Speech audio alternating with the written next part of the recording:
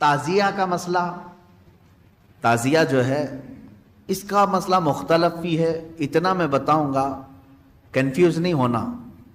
تعزیہ کو شرائط کے ساتھ اگر بٹھایا جائے تو جائز ہے، لیکن وہ شرائط پورے کرتے نہیں لوگ، اور ہم نے اگر اتنا ہی شوشہ کھول دیا تو بڑے بڑے دروازے لوگ کھول دیں گے۔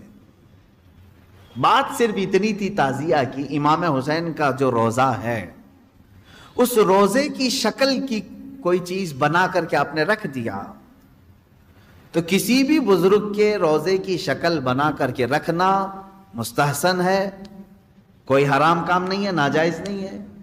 جیسے ہم گنبد خضرا بناتے ہیں، خانہ کعبہ بناتے ہیں، ہوتا ہے گنبد خضرا جہاں ہوگا ہم تعظیم کے ساتھ دیکھتے ہیں، لیکن اس کے ساتھ اگر ایسے معاملات ہوں کہ اس کو لے کر کے سڑکوں پہ ہم گھومیں گے، ناچیں گے، اور پھر اس پر چڑھاوے کریں گے، پھر اس کے ساتھ اپنے عقیدے جوڑ لیں گے، تو یہاں سے شیطان پھر گمراہ کرنا شروع کرتا ہے۔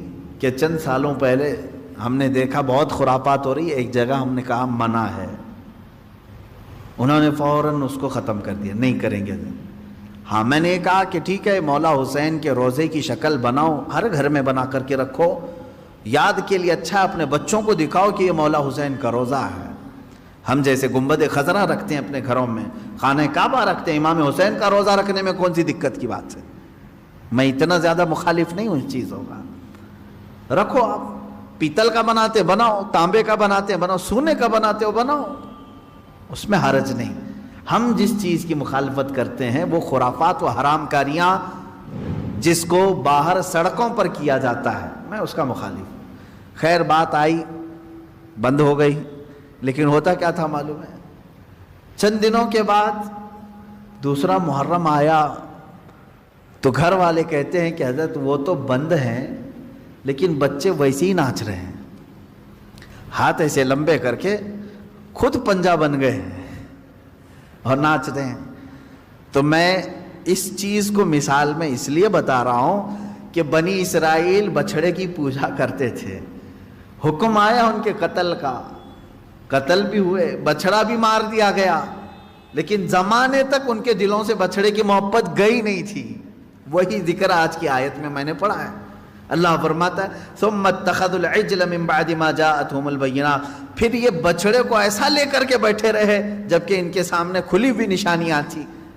وَأُشْرِبُوا فِي قُلُوبِهِمُ الْعِجْلَ، اللہ فرماتا ہے ان کے دلوں میں ایسا لگتا ہے بچڑا پلا دیا گیا ہے، پی گئے ہیں بچڑے کو، اتنی محبت تھی، جبکہ روشن آیتیں اور دلیلیں دیکھی۔ تو خلاصہ یہ ہے میرے عزیزو، کہنے کا مطلب کہ بعض چیزیں گمراہیاں ایسی ہیں جن کو چھوڑنے کے بعد بھی وہ کچوکے لگاتی رہتی ہیں، برے گناہ بھی ایسے ہیں جن کو چھوڑنے کے بعد وہ دوبارہ دماغ میں وسوسے ڈالتے رہتے ہیں۔ ان کاموں کو حتمی طور پر اپنے تصور میں بھی نہ آئے۔ اعوذ باللہ من شر الشیطان الرجیم کثرت سے پڑھیں، اعوذ باللہ من شر الشیطان الرجیم، من شر الشیطان الرجیم۔ اے اللہ میں پناہ مانگتا ہوں تیری مردود شیطان کی ان شرارتوں سے جو میرے دماغ میں ڈال رہا ہے۔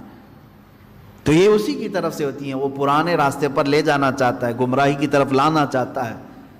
وہ خرابیاں جن کو تم چھوڑ کر کے آئے ہو یاد دلاتا ہے، ایک بار اور چلا جاؤ۔ اس کے لیے کثرت سے یہ پڑھا کریں، جب جب ایسا وسوسہ آئے کہیں اعوذ باللہ من شر الشیطان الرجیم۔